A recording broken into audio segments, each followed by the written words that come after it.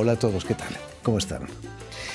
Muchos de nosotros hemos dejado nuestros países de origen en busca de cosas tan distintas, pero también necesarias, como el amor, el trabajo o la libertad.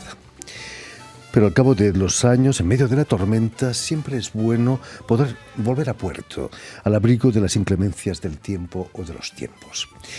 Este es el caso de nuestro invitado de hoy, el escultor catalán Jaume Plensa, quien inaugura este jueves una exposición en la Galería Lelong, aquí en París. Me acuerdo que era un día que había una tormenta enorme y justo cerca de donde yo estaba habían estos mástiles de madera donde atan las barcas y de pronto en medio de aquel momento huracanado pues un pájaro se posó en la punta de este mástil. Entendí que para mí aquello era la mejor imagen de escultura, un lugar al que siempre puedes volver. La escultura es la relación de lo material con lo inmaterial, de lo visible con lo invisible. Podría ser una imagen muy bonita de escultura cuando intentas coger agua con las manos, que se te escapa entre los dedos. Las cosas que nos rodean, las personas, los objetos, se duermen como los niños que se duermen de golpe en un coche. La escultura tiene esta capacidad enorme de volvernos a despertar. What is this? What do you think? Mira. ¿Ves? Una comunidad, una sociedad necesita iluminar esta vida interior que nadie nos ha contado que teníamos. No es el exterior que ha de iluminar la creación. La creación tiene la obligación de iluminarnos.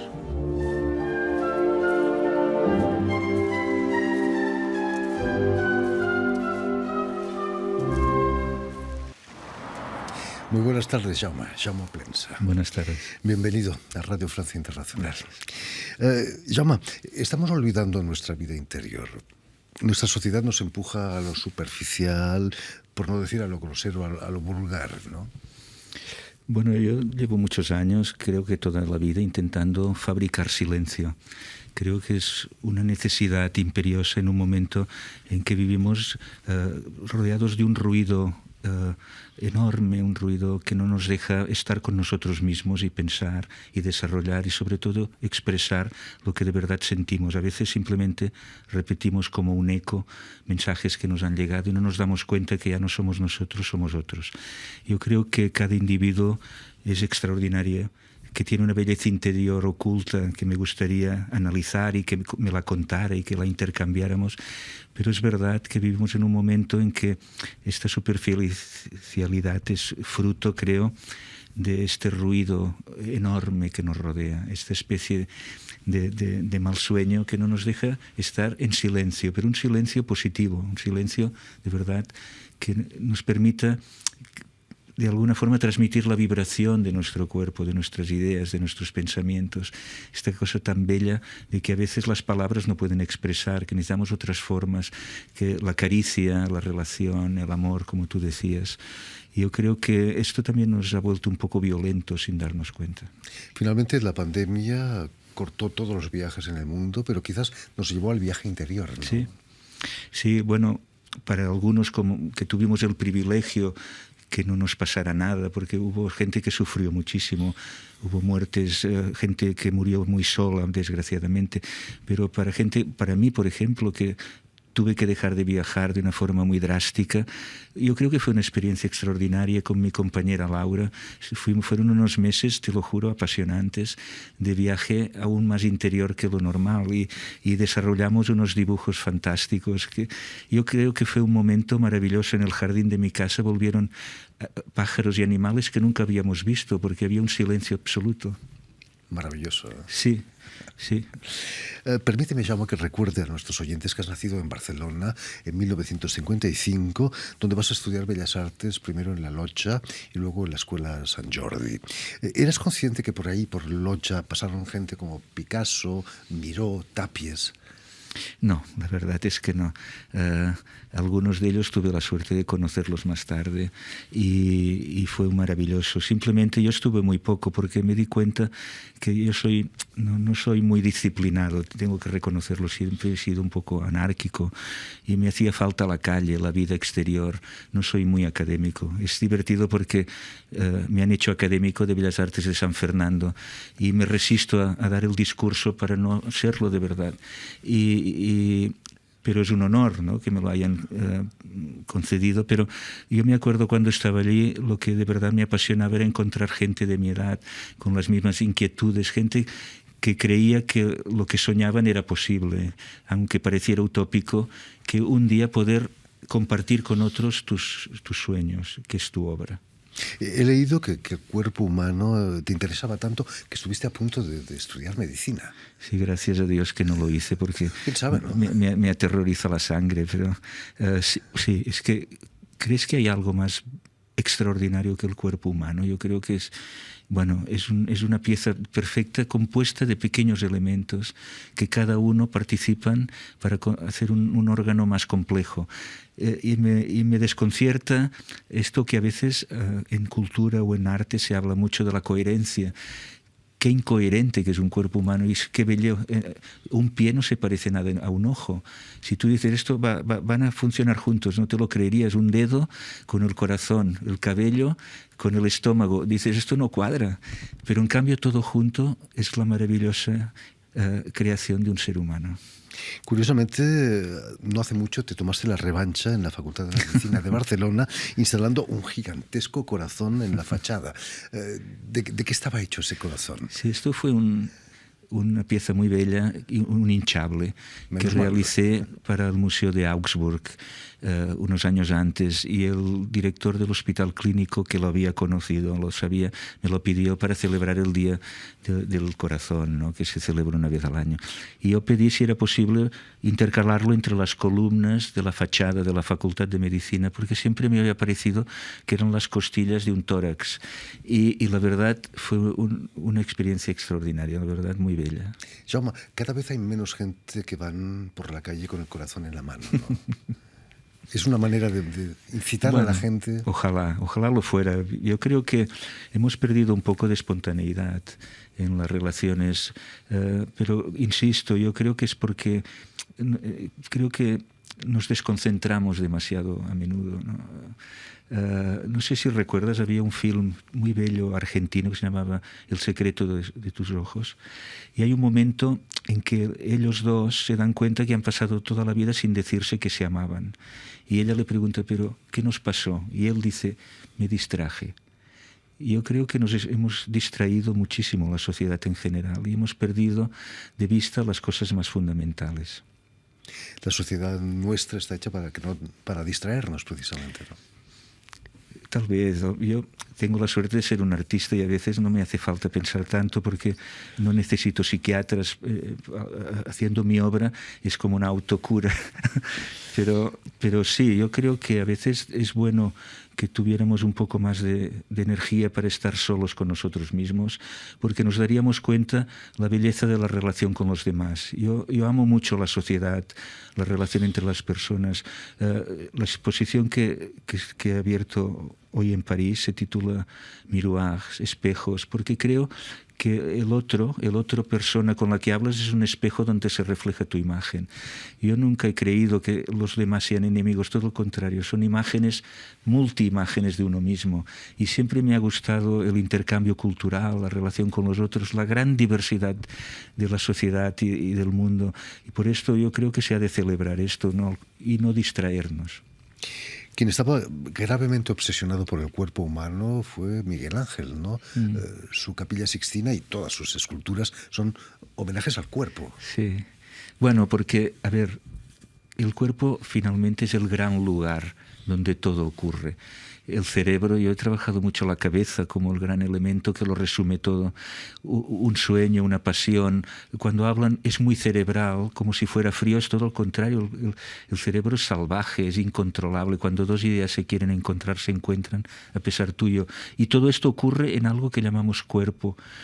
Vale, el alma habita dentro de este cuerpo. Sin cuerpo, el alma desaparece. Por tanto, esta especie de baúl, de cofre, es importante cuidarlo un poquito. Vas a empezar a trabajar el hierro, cortándolo, doblándolo, fundiéndolo también. No eres como Chillida vasco.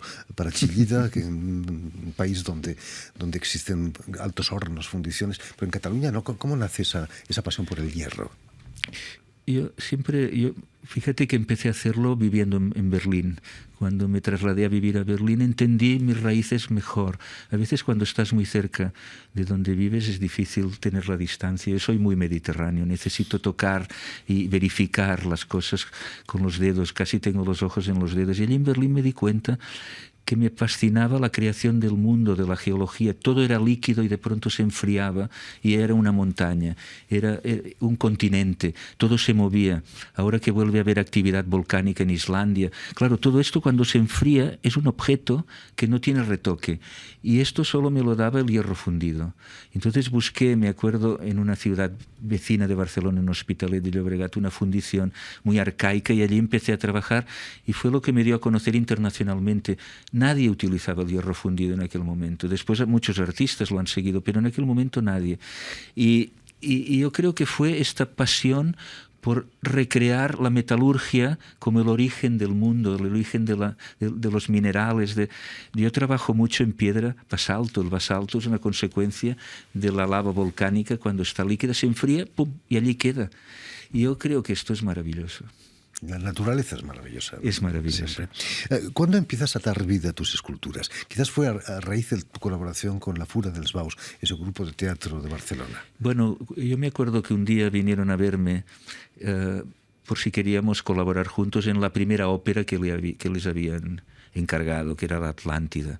Y ellos sabían que a mí me gusta mucho la ópera. Hicimos como un tándem y hicimos varias óperas hasta que a mí me pareció que había dado todo lo posible, que fue precisamente en Garnier, con el castillo de Barba Azul, ¿no? Pero hicimos unos proyectos maravillosos con ellos que son geniales como gente de teatro. Yo aporté esta obsesión mía por el silencio, parece una contradicción, y por la estructura de las cosas. Yo les creaba un esqueleto donde ellos ponían la carne y le daban vida. Yo creo que hicimos una colaboración muy divertida. Se van a cumplir 20 años de la puesta en escena que hizo La Fura dels Baus, de la flauta mágica aquí en la Ópera de Bastilla, a la que os atrevisteis a poner textos de Rafael Argullol, el filósofo español catalán. Hay que osar. Me acuerdo aún cuando lo fuimos a visitar, nos encontramos en un pequeño hotel de Barcelona para proponérselo y Rafael Argullol flipaba un poco, él no sabía muy bien qué hacer. Yo creo que fue una experiencia muy, muy interesante. ¿Qué supuso para ti la fuente monumental que realizaste en Chicago, en el Millennium Park? Quizás si Miguel Ángel hubiera visto esa fuente, estaría fascinado, ¿no? Yo creo que sí, le hubiera gustado mucho, porque yo hice una cosa, es decir, yo siempre he estado fascinado con las fuentes de Roma, que son una maravilla, que están llenas como de especie de divinidades esculpidas en piedra, pero que llevan 500 años en la misma posición. Y a mí me pareció que la tecnología de hoy me daba esta oportunidad de celebrar la vida, y no con divinidades anónimas, sino con la gente que de verdad crea una ciudad, que son los habitantes de Chicago. Y filmamos 1000 rostros de gente que vive en Chicago y los dimos animados, y a través de su boca salía el agua como una gárgola que nos daba la vida. Yo creo que fue una experiencia extraordinaria. Si te interesas, como decíamos, por el cuerpo humano, el rostro, la cara, ocupa un espacio muy importante en tu trabajo. Además son rostros relajados, sin apenas expresión, ¿no? Bueno, sobre todo con los ojos cerrados, porque creo que me importaba mucho este mundo interior que hablábamos antes. Y entonces cuando tú cierras los ojos, estás inevitablemente mirando hacia adentro, hacia un interior que mantenemos oculto a veces por educación. Siempre nos parece que no es el momento adecuado de hablar de uno mismo, que siempre otros han dicho cosas más importantes y hacer referencias, aquel dijo que, y a veces nos falta esta valentía de decir, mira, yo pienso esto, sin rubor, porque mantenemos una cantidad de belleza oculta de nuestro interior enorme. Y yo me gusta cuando instalo una escultura de estas, que es una gran cabeza con los ojos cerrados, y veo a alguien mirándola, si de alguna forma es como si estuviera delante de un espejo y se ve el mismo. Y me gustaría que dijera, habla de ti, háblame de ti. La escultura es simplemente una excusa para que tú empieces a moverte y a hablar.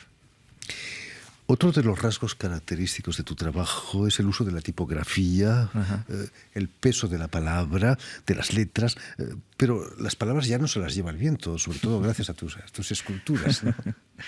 No, yo creo que si algo nos identifica como seres humanos es la palabra. Lo escrito, quizás, ¿no? Bueno, yo creo que la palabra, pero además tenemos la capacidad como un músico, porque la palabra es la música de nuestro cuerpo. De pronto escribimos la partitura, que es el texto, porque yo podré leer tu música gracias al texto. Y esta música maravillosa de intercambio entre los seres humanos yo creo que nos hace verdaderamente especiales. Entonces yo he utilizado mucho los alfabetos de muchas culturas mezclados para celebrar la belleza de la diversidad de este mundo maravilloso. Yo creo que la globalidad a veces se habla como algo negativo, pero también tiene este lado positivo que nos hace entender que todos somos idénticos. El sonido de la sangre, yo lo he dicho muchas veces, habla la misma lengua. Este tac, tac, tac, tac, tac, tac de nuestro corazón no tiene colores, no tiene orígenes, no tiene culturas. Somos diferentes en pequeñísimos detalles, y esto a mí me fascina, porque el mundo yo lo siento como mío, como total. No me siento raro en ningún sitio del mundo. Yo creo que esto es muy importante, y mi obra intenta hablar de esta diversidad. Qué bien estamos cuando estamos juntos. Gracias a la inteligencia artificial, hoy en día la Torre de Babel hubiera sido acabada, ¿no? Bueno, yo creo que se malentendió. A veces pasa en arte que las cosas se hacen antes del tiempo y son mal comprendidas. La Torre de Babel, estoy de acuerdo contigo, ahora sería un gran monumento. Por supuesto, una estatua de Jaume Plensa. Volviendo a la exposición, Jaume, que inauguras este jueves en la Galería Le Long, aquí en París, no nos muestras escultura, nos muestras dibujos, collage. Todos los escultores sois grandes dibujantes, ¿no? Miguel Ángel, por ejemplo. Sí, yo creo que es debido a que la escultura tiene procesos tan largos que también necesitas hacer cosas que tengan una realización inmediata, que no haya obstáculos entre tu idea y la obra. Y yo creo que siempre he dibujado. Yo he hecho esculturas, pero siempre he hecho dibujos y grabados. Creo que es un gran laboratorio donde puedes verificar intuiciones, ideas, que después los intercambias con las esculturas. El origen de estos dibujos que estamos viendo, de esos collages, vienen de un Macbeth, el Macbeth de Verdi, una ópera que estrenaba hace poco el Liceo en Barcelona, para el que realizaste la puesta en escena, los decorados y el vestuario. ¿El maquillaje también? Todo. Incluso el maquillaje, porque he visto unas imágenes fascinantes. ¿Qué han dicho los chicos de la Fura dels Baus con vinieron todos al estreno, fue muy, muy simpático. Hacía muchísimos años que no había hecho otra ópera. Cuando colaboraba con ellos yo hacía la parte visual, escenografía, vestuarios, todo esto. Pero en este caso el Liceo me ofreció dirigirla también escénicamente, y fue, yo creo, una experiencia maravillosa. Piensa que mi primera escultura sobre Macbeth es del año 88, quiere decir, yo he convivido con Macbeth desde siempre. Encontré un pequeño libro en mi casa, mi padre era un gran lector, un pequeño libro donde estaba Hamlet y Macbeth, dos obras pequeñitas. Me volví loco porque la gente cuando lee Macbeth es casi cinematográfico, es trepidante, pero hay este momento que es muy profundo, cuando él, después de matar al rey, se da cuenta que no ha matado a un cuerpo, ha matado la posibilidad de dormir. Y este momento que a través de lo físico pasas a lo abstracto, yo creo que es extraordinario, es cuando dices sleep no more. Este momento en que se da cuenta que ha trascendido la materia y está hablando de lo intangible, de las cosas que se nos escapan de las manos. Yo creo que mira, te estoy diciendo esto y me se pone la piel de gallina, porque es muy fuerte poéticamente. Shakespeare era un hombre muy, muy brillante. Y además escribió Macbeth durante una pandemia en Londres, que hace 400 años, el año pasado celebramos el 400 aniversario. Y cuando el Liceo de Barcelona me ofreció este proyecto, fue justo cuando empezaba la pandemia, el COVID. Bueno, tuve como una especie de epifanía rara. y yo creo que también pude unir dos mundos muy distintos. El mundo anglosajón de Shakespeare y el mundo sur mediterráneo de Verdi. Y hay una contradicción a veces allí. Y yo me sentí como como allí en medio intentando unir dos mundos opuestos. Creo que fue una experiencia muy interesante. Además tuve la suerte de tener cantantes extraordinarios y gente que me ayudó en los vestuarios y en la escenografía. Un equipazo, la verdad. ¿No te quitó el sueño, tanta responsabilidad artística? Hombre, la verdad, fue muy intenso. Pero yo creo que Verdi es tan genial como compositor que simplemente que te calles un momento y lo escuches, él te dice por dónde has de ir. Es simplemente seguir su camino. Y era gente que tenía esta capacidad enorme de guiarte. Con una fuerza latina extraordinaria. Increíble. En tus collages aparecen textos sacados de las letanías de Satan, de Fleurs du Mal, las flores del mal de Baudelaire. Hay un verso que dice: oh príncipe del exilio, al que le han maltratado y que vencido siempre vuelve más fuerte. ¿Tiene algo que ver con tu vuelta a Barcelona después de haber rodado por el mundo? No lo sé, yo siempre he amado Baudelaire. Muchas veces he dicho que las 4 patas de mi mesa, de la mesa donde yo he crecido, era Shakespeare, Baudelaire, Dante y William Blake. Sobre esta mesa he creado otras mesas con otras gentes, con otros poetas, Vicente Andrés Estellés, William Carlos Williams, otra gente. Pero estas 4 eran fundamentales. Y vuelvo a Baudelaire de una forma natural, espontánea. Es verdad que lo he sentido en 1000 sitios por el mundo donde he vivido y he estado. Pero me pareció bonito en esta exposición, que casi todo es acerca de Macbeth, introducir casi como un elemento salvaje estos 2 dibujos de homenaje a Baudelaire, especialmente con las flores del mal. Yo creo que tal vez es el poeta, a mi entender, donde el misticismo ha llegado a alturas soberbias. Yo creo que la gente habla de él como si fuera un poeta maldito. Yo creo que era, pero de un lirismo místico casi extraordinario. Gran sensibilidad también, sí, ¿no? ¿Te has sentido identificado con ese pájaro que en plena tormenta se posa sobre un poste en el puerto cuando volviste a Barcelona? Sí, es decir, esta situación pasó en Milwaukee y esto es el lago Michigan.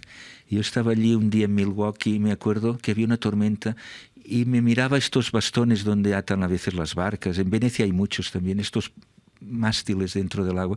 Y de pronto un pájaro se posó allí encima porque era huracanado. Y me di cuenta que la escultura siempre busca esto, crear un lugar, crear un sitio al que siempre puedes volver. Yo lo comparaba con la casa de tus padres. A veces tu madre crea esto. Yo lo he comparado muchas veces con la mano de Laura, de mi mujer. Sería el gran lugar donde siempre puedes volver. Un libro a veces puede llegar a serlo. Pero la escultura tiene esta enorme capacidad lírica de crear un lugar donde siempre estás acogida. En fin, pues ya lo saben, tienen una cita en la Galería Le Long, aquí en París, donde este jueves se inaugura la exposición Miroir de Jaume Plensa, Espejos de Jaume Plensa, que estará abierta, por cierto, hasta el 9 de marzo. Muchísimas gracias, Jaume, por haber estado aquí con nosotros. Un placer, por gracias habernos a ti. contado cosas tan interesantes. Permíteme también que dé las gracias a Diego Tenorio y a Robin Cousineau, quienes se han ocupado hoy de la realización del programa, y también saludar a nuestros telespectadores, porque también los tenemos que nos siguen en toda América Latina, en Barcelona no lo sé todavía, gracias a la cadena Unión Continental Latinoamericana y también a una red que se llama TAL, que reúne televisoras públicas y universitarias de América Latina también. Okay, de acuerdo. Y a ustedes, muchísimas gracias por su atención y les damos cita para una nueva edición de El Invitado de Radio Francia Internacional. Me acuerdo que era un día que había una tormenta enorme y justo cerca de donde yo estaba habían estos mástiles de madera donde atan las barcas y de pronto en medio de aquel momento huracanado pues un pájaro se posó en la punta de este mástil. Entendí que para mí aquello era la mejor imagen de escultura, un lugar al que siempre puedes volver. La escultura es la relación de lo material con lo inmaterial, de lo visible con lo invisible. Podría ser una imagen muy bonita de escultura cuando intentas coger agua con las manos, que se te escapa entre los dedos. las cosas que nos rodean, las personas, los objetos, se duermen como los niños que se duermen de golpe en un coche. La escultura tiene esta capacidad enorme de volvernos a despertar. What is this? What do you think?